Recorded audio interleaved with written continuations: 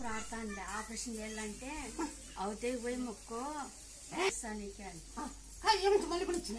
లేదు నువ్వే తీసుకొని బజార్లో 5 రకాల పూలు తీసుకొని తంగడి పూలు తీసుకొని జందత్తికి శివుని గుడి పోయి 5 సార్లు పోయి చేసుకొని రా అంటివి.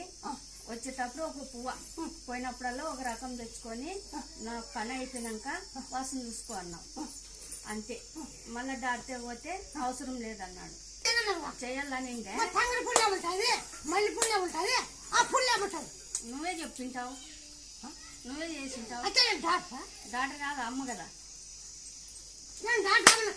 డాక్టర్ అంటే ఆపరేషన్ చేయాలని అమ్మ కాబట్టి నువ్వు కుట్టు లేకుండా చేస్తాను అన్నావు. చేసినావు.